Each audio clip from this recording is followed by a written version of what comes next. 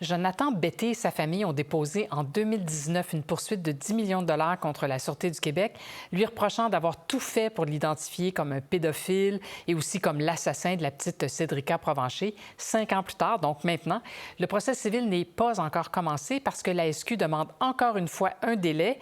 On parle de ce dossier qui hante la SQ avec Marcel Savard. On le sait, c'est un ancien directeur général adjoint de la SQ. Il est retraité depuis 2014. C'est assez important de le préciser avant toute cette tornade qui entoure Jonathan Betté.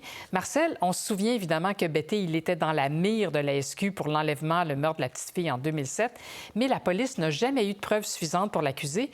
En 2016, il a été accusé d'avoir accédé à de la pornographie juvénile. Il a été acquitté et la Cour supérieure avait blâmé la SQ pour ses méthodes. Est-ce qu'on peut dire que c'est de l'acharnement contre celui qu'on voit comme un suspect? Vous avez bien fait la synthèse de certaines démarches d'enquête. Hein? On parle de filature, d'écoute électronique, de scénarios d'infiltration de type Mr. Big. On parle de démarches justement d'enquête, d'accusation et de perquisition qui ont été déclarées par la suite illégales en matière de pornographie juvénile. Et maintenant, dans le dossier civil, on met de plus en plus de requêtes pour justement retarder ou à la limite empêcher certains témoignages de se faire et certaines personnes d'être poursuivies dans cette matière civile.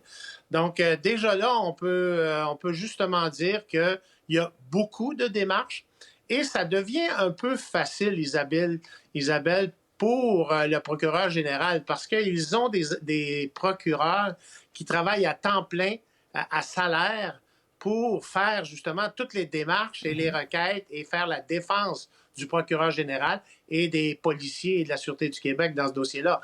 Alors que de l'autre côté, on a un individu qui est suspecté parce que tout le monde sait qu'il est un des suspects et qui doit, lui, payer ses propres avocats. D'ailleurs, il y a une demande supplémentaire de 10 000 qu'il a fait justement pour l'aider à défrayer. Donc, il y a un peu un débalancement quand ce genre de scénario arrive. Et de là, faire le chemin pour parler d'acharnement, c'est relativement facile à faire. Oui, en fait, on dirait qu'il y en a des deux côtés de l'acharnement. Là, ce sera la 6e demande de prolongation de délai pour mettre le dossier en état de procédé, comme on dit. C'est à peu près comme dire que la SQ fait tout pour retarder le débat en cours. L'impression que ça laisse, Marcel, c'est que la SQ se protège du mieux qu'elle peut pour justement empêcher quiconque de lui poser des questions sur cette enquête Betté. En fait, Isabelle, quand on regarde, il y a toujours une enquête criminelle qui est en cours. Donc, on sait, on sait. Il y a eu des ossements qui ont été retrouvés. Qui se sont avérés être ceux de Cédrica Provencher. Donc, déjà là, on a fait des expertises.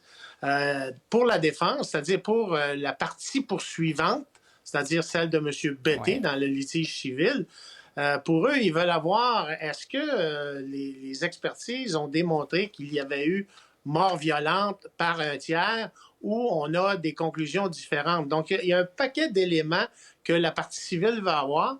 Et d'un autre côté, il y a une enquête criminelle qui a cours et on veut protéger certaines démarches d'enquête et aussi certains témoignages et aussi certaines hypothèses d'enquête. Et ce sont justement ces hypothèses-là qui, pour la partie demanderesse, c'est-à-dire celle de M. Betté dans la poursuite civile, ils veulent connaître quelles sont ces hypothèses et est-ce qu'il y a de la preuve qui est disculpatoire.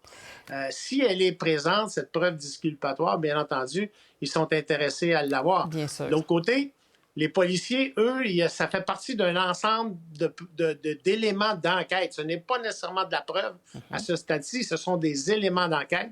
Et ils font toutes les démarches pour protéger ça.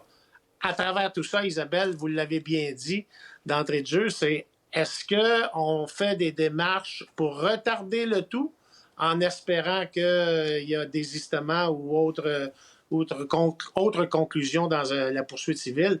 Bien, il y a tous ces potentielles hypothèses qui sont à évaluer. C'est ça, tout à fait. La Sûreté du Québec, vous le dites, là, continue de dire que Betté, c'est son principal suspect, mais ils n'ont rien de concret pourtant. Enfin, pas qu'on sache. Mais est-ce que c'est pas une façon aussi d'avoir le droit de ne rien révéler? Quand on continue l'enquête, c'est sûr qu'on va rien donner à son principal suspect, là. Bien, tout à fait. C'est que tous les éléments d'enquête sont confidentiels et dans une enquête, à partir du moment où elle sera close, c'est que le tout va être soumis à un procureur du DPCP pour évaluation s'il y a matière à mettre des accusations contre un suspect. Donc, toute cette partie d'enquête, dans toutes les enquêtes, c'est comme ça, on doit la garder confidentielle. Ça fait partie des obligations légales.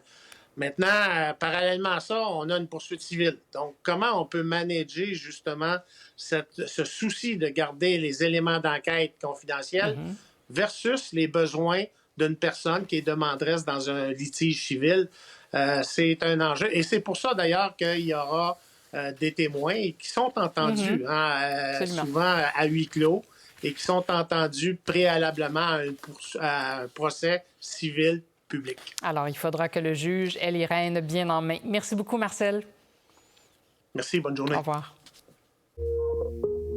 Pour voir nos émissions en entier, rendez-vous sur la chaîne Ici RDI.